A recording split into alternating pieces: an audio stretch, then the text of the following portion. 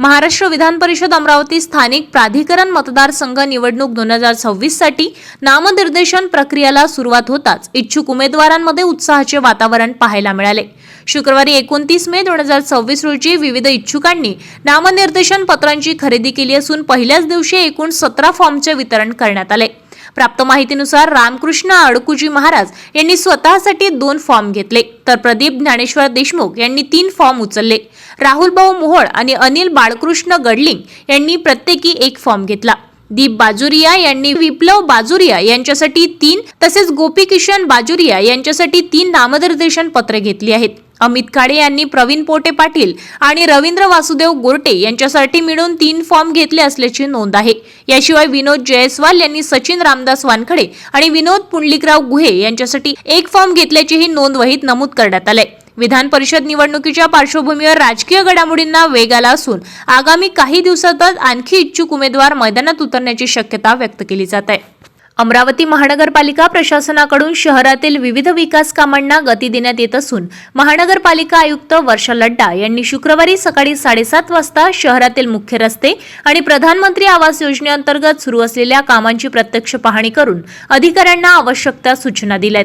पाहणी दौऱ्याची सुरुवात बियाणी चौक ते इरविन चौक या महत्त्वाच्या मार्गापासून करण्यात आली। या रस्त्याच्या दोन्ही बाजूला पेव्हिंग ब्लॉक बसवण्याचे काम पूर्ण झाले असून शहरातील वाहतुकीच्या दृष्टीने हा मार्ग महत्त्वाचा मानला जातो। उपअभियंता दिनेश हंबर्डे यांनी या कामाची माहिती दिल्यानंतर आयुक्तांनी प्रत्यक्ष पाहणी केली आहे। त्यानंतर प्रभाग क्रमांक 18 मधील दस्तूरनगर ते छत्री तलाव या मार्गावरील काँक्रिटीकरणाच्या कामाची पाहणी करण्यात आली। महाराष्ट्र सुवर्ण जयंती नगरोत्थान महाअभियानाअंतर्गत रस्ते विकास प्रकल्पातून सुरू असलेल्या या 1000 मीटर लांबीच्या रस्त्याचे 55% काम पूर्ण झाले असून मुख्य काँक्रिटीकरण पूर्ण झाले। आता दोन्ही बाजूंना पेव्हिंग ब्लॉक बसवण्याचे काम सुरू आहे। पावसाळ्यापूर्वी काम पूर्ण करण्याच्या सूचना आयुक्तांनी दिल्या आहेत। प्रभाग क्रमांक 19 मधील मानवी अपार्टमेंट ते अकोली टी पॉइंट या 2200 मीटर लांबीच्या रस्त्याच्या काँक्रिटीकरणाच्या कामाची पाहणी सुद्धा करण्यात आली। या कामाची सध्या 65 ते 70% प्रगती झाली असून उर्वरित 500 मीटर भागाचे काम सुरू आहे। हा रस्ता अतिवर्दळीचा असल्याने काम दर्जेदार आणि गतिमान करण्याचे निर्देश आयुक्तांनी दिले। तसेच सातुर्णा ते अकोली रेल्वे टी पॉइंट रस्त्यावरील काँक्रिटीकरण, पेव्हिंग ब्लॉक आणि नाली बांधकामाचीही पाहणी करण्यात आली। तांत्रिक अडचणी तातडीने दूर करून काम पूर्ण करण्याचे निर्देश देताना रस्त्यावर पडून असलेले अनावश्यक बांधकाम साहित्य त्वरित हटविण्याच्या सूचना सुद्धा देण्यात आल्या।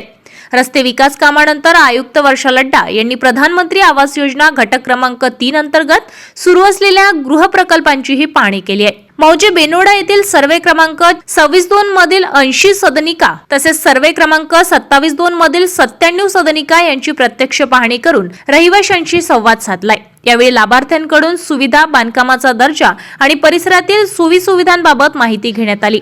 प्रकल्पातील काही मूलभूत सुविधांच्या कामात विलंब होत असल्याबाबत आयुक्तांनी नाराजी व्यक्त केली आहे। महानगरपालिकेच्या माहितीनुसार तब्बल 122 लाभार्थ्यांनी अद्याप हा हिस्सा जमा केला नसल्याने बांधकामाच्या गतीवर परिणाम होत आहे। लाभार्थ्यांनी 100 जून पूर्वी आवश्यक रक्कम जमा करावी, अन्यथा प्रतीक्षा यादीतील पात्र लाभार्थ्यांना सदनिकांचे वाटप करण्यात येईल असा इशाराही त्यांनी दिला आहे। पाहणी दरम्यान अतिरिक्त आयुक्त शिल्पा नाईक, उपयुक्त नरेंद्र वानखडे, सहाय्यक आयुक्त भूषण पुसतकर, धनंजय शिंदे, अभियंते, कंत्राटदार आणि संबंधित विभागाचे अधिकारी उपस्थित होते। यावेळी आयुक्त वर्षा लड्डा यांनी नागरिकांच्या पैशातून होणारी विकास कामाच्या गुणवत्तापूर्वक, टिकाऊ आणि वेळेत पूर्ण व्हावीत यासाठी प्रशासन कटिबद्ध असल्याचे स्पष्ट केले।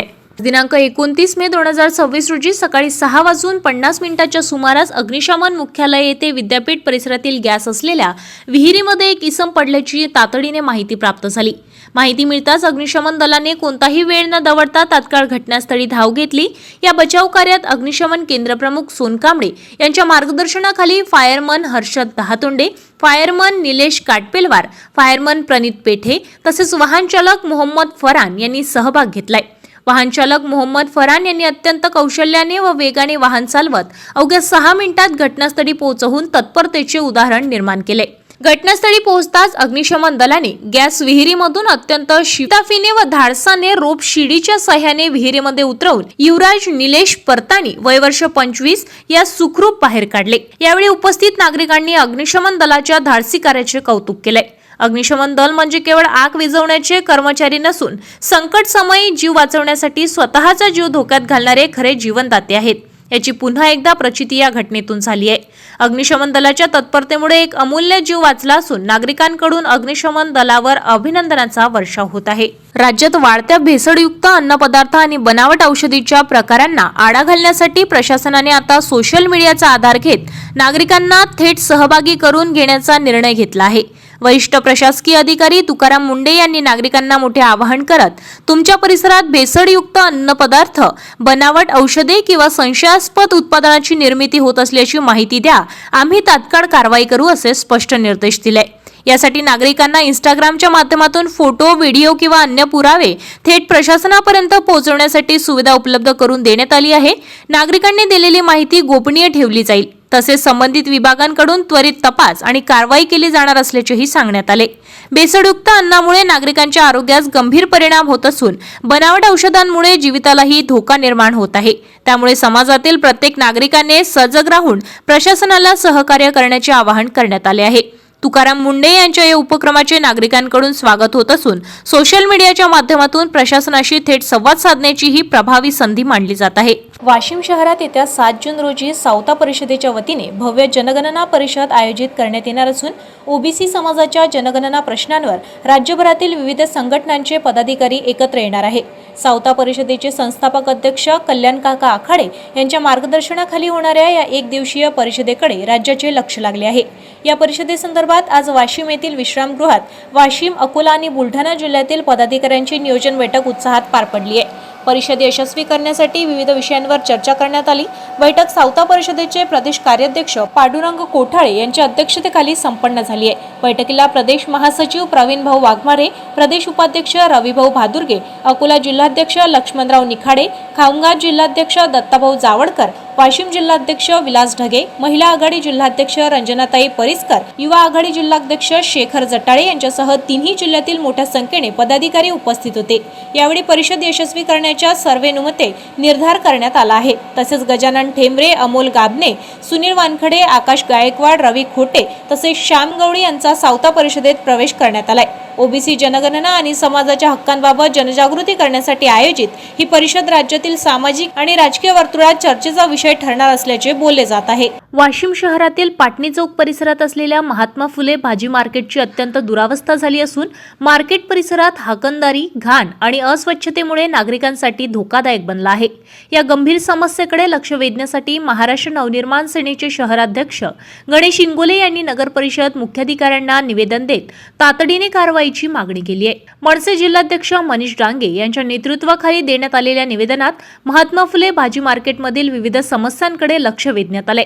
मार्केटच्या प्रवेश कमानीवर अनेक वर्षांपासून रंगरंगोटी करण्यात आलेली नाही। परिसरात सर्वत्र घाणीचे साम्राज्य पसरले असून नागरिक व व्यापाऱ्यांना मोठ्या अडचणीचा सामना करावा लागत आहे। याशिवाय मार्केटमधील जिना पडलेला असून स्लॅबही धोकादायक अवस्थेत आहे। ग्राहकांच्या ये-जा करण्यासाठी लावण्यात आलेल्या पिलरमधील लोखंडी खांब चोरीला गेल्याने अपघाताचा धोका निर्माण झाला आहे। या सर्व बाबींवर वारंवार निवेदने देऊनही प्रशासनाने कोणतीही ठोस कारवाई केली नसल्याचा आरोप मनसेच्या वतीने करण्यात आला आहे। 7 दिवसाच्या आत महात्मा फुले भाजी मार्केटमधील समस्या सोडवून परिसर हागणदारी मुक्त व स्वच्छ करण्यात यावा, अन्यथा महाराष्ट्र नवनिर्माण सेनेच्या वतीने तीव्र बोंबाबोंब आंदोलन छेडण्यात येईल असा इशारा गणेश इंगोले यांनी दिला आहे। या बातमीचा आढावा घेतलाय आमचे प्रतिनिधी संतोष लांडकर यांनी। ताज्या घडामोडी आणि आपल्या शहरातील बातम्या बघण्यासाठी नंबर 1 न्यूज चॅनलला सबस्क्राइब करा, शेअर करा, आपल्या प्रतिक्रिया कमेंट बॉक्स मध्ये द्या।